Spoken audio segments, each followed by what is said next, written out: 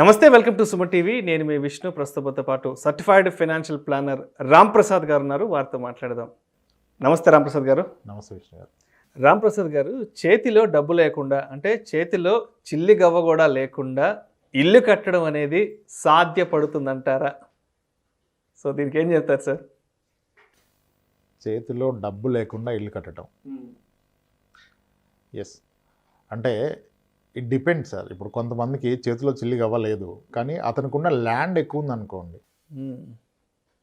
ఇప్పుడు చాలామంది అంటారు, అలా అయితే అందరు కట్టుకోవాలి కదా, కట్టకుండా ఎవరు ఎందుకుంటారు? అవును, ఓకే. ఇప్పుడు అది లేకనే చాలామంది మంచి శాలరీస్లో ఉన్నారు, లోన్ ఎలిజిబిలిటీ ఉంది, 80 లక్షలు 60 లక్షలు ఎలిజిబిలిటీ ఉంది, కానీ ఆ margin amount, difference amount 20% pay చేయాలనేది పే చేయలేక ఇల్లు కొనలేకపోతున్నారు. చాలామంది ఇల్లు కొంటాం ఎందుకు పోస్ట్ పోన్ చేస్తారంటే మార్జిన్ అమౌంట్ తెచ్చుకోలేరు పాపం. భార్యాభర్తలు ఇద్దరు కూడా ఉద్యోగం చేస్తుంటారు, నెలకి ఒక 2 లక్షలు 3 లక్షలు జీతాలు వస్తుంటాయి, బట్ ఇల్లు కట్టుకోలేదని చెప్తుంటారు.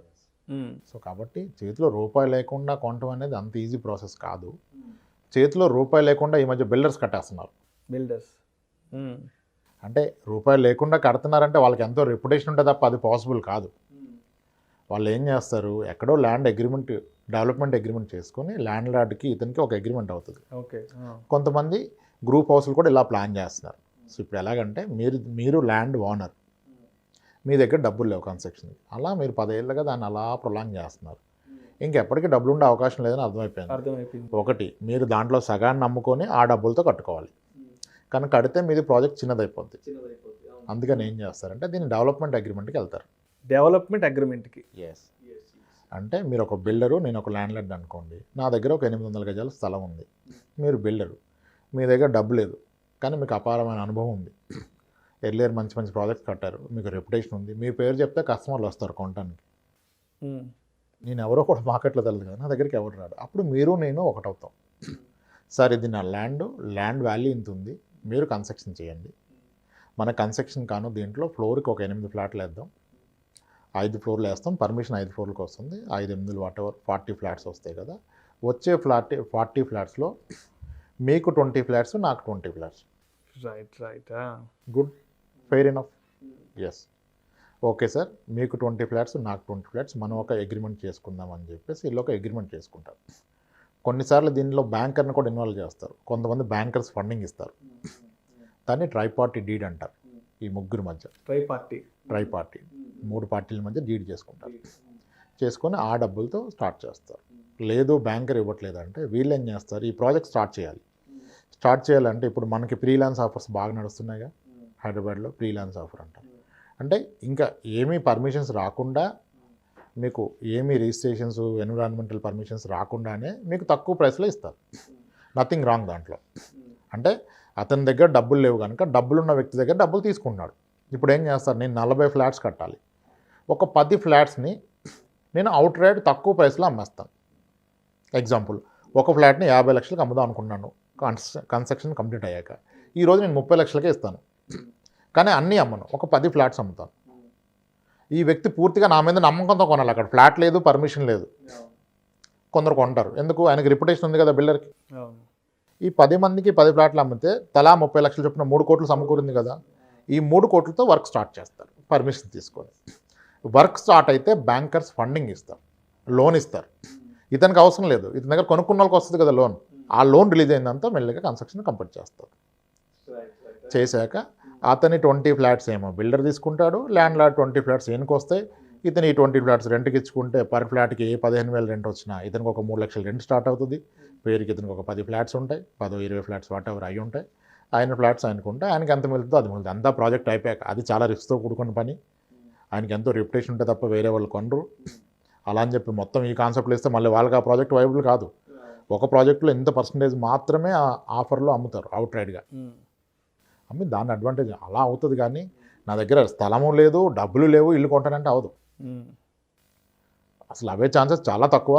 ఎవరైనా ఎక్కడైనా 1-2 కేసెస్లో మేనేజ్ చేసి ఎక్కడో ప్రాపర్టీ వాల్యూని పెంచి అగ్రిమెంట్ ఆఫ్ సేల్ రాసుకొని బిల్డర్ డెస్పరేట్గా ఉండి డబ్బులు ఇవ్వకపోయినా ఇచ్చినట్టుగా చూపించి మార్జిన్ అమౌంట్, ఇప్పుడు 40 లక్షల ప్రాపర్టీ కొన్నారు, 8 లక్షలు మీరు కట్టాలి, 32 లక్షలు బ్యాంకర్ ఇస్తాడు, అది కేసు. కానీ ఏమవుతుంది, అతని బిల్డర్ అవసరం నిమిత్తం అది 32 లక్షలకి అమ్మాడు అంటే బ్యాంకర్ 32 ఇస్తే సరిపోతుంది. అదెలా లోన్ వస్తుంది, అప్పుడు మీకు డబ్బులు అవసరం లేదు కదా. అప్పుడు ఏం చేస్తారంటే ఇతను 32 కొన్నా సరే 40 కొన్నట్టుగా అగ్రిమెంట్ చేస్తారు. అగ్రిమెంట్ ఆఫ్ సేల్ రాసుకుంటారు బిల్డరు బయ్యర్. 40 లక్షలు కొన్నట్టుగా రాస్తాడు.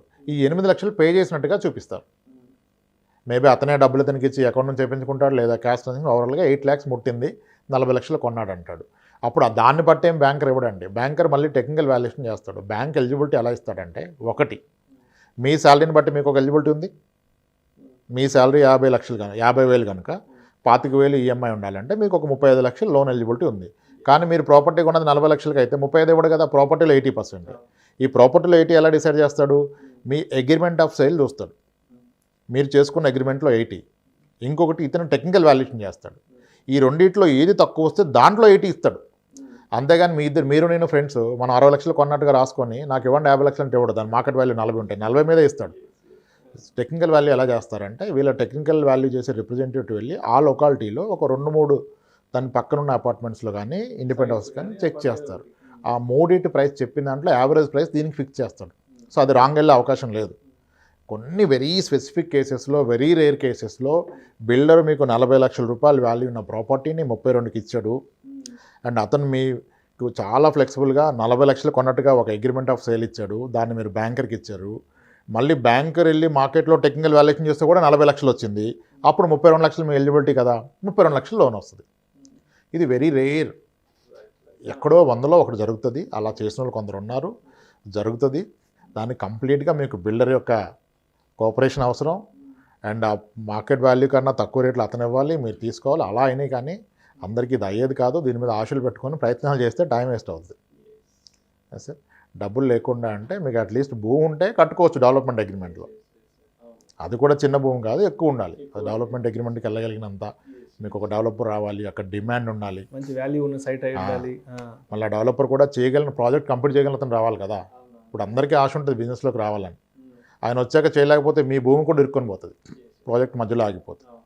అలా జరిగిన దాఖలాలే కానీ ఏమీ లేకుండా, పొలం లేకుండా, స్థలం లేకుండా, ఇన్కమ్ లేకుండా, చేతిలో పైసా లేకుండా ఇల్లు కట్టేస్తారంటే అది అవదండి. అనవసరంగా లైఫ్ని రిస్క్లో పెట్టుకున్నట్టే. ఎస్, లేకుండా ఏదైనా అంతే. లోన్స్ బియాండ్ మన ఎలిజిబిలిటీకి మించి లోన్ తీసుకుంటే మనమే ప్రాబ్లంలో పెట్టుకున్నట్టు. బ్యాంకర్ని కాదు ప్రాబ్లం పెట్టేది. మేబీ బ్యాంకర్ని మోసం చేయొచ్చు, లోన్ ఎగ్గొట్టవచ్చు. కానీ ఈ క్రమంలో ఎంత మానసిక ప్రశాంతత కోల్పోతాడు ఈయన, ఇబ్బంది కదా. ప్రతిసారి ఫోన్లు వాళ్ళు చేజ్ చేస్తారు. ఇప్పుడు ఎన్నో మార్గాలు వచ్చినాయి. ఇప్పుడు సోషల్ మీడియాలో ట్రేస్ చేస్తున్నారు డిఫాల్టర్స్ని. పాన్ కార్డ్ కాదు, సోషల్ మీడియాలో ట్రేస్ చేస్తున్నారు. రైట్. బట్ లోన్ డిఫాల్ట్ చేయకూడదు, మన ఎలిజిబిలిటీకి మించి వెళ్ళకూడదు. బ్యాంకర్ ఇచ్చిందే మన రైట్ ఎలిజిబిలిటీ.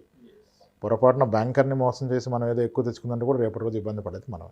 సో మనకి ఏది మంచి చెడో బ్యాంక్ వాళ్ళు చూసి నిర్ణయిస్తారు. ఎస్, వాళ్ళు ఇచ్చే ఎలిజిబిలిటీ సరిపోతుంది. Perfect. Thank you sir, thank you so much Ramprasad గారు. చేతిలో పైసా లేకుండా ఇల్లు కట్టడం సాధ్యపడుతుందా అనే అంశం గురించి మీ విశ్లేషణ ద్వారా చాలా అద్భుతంగా వివరించారు. Thank you so much sir. Thanks Vishnu.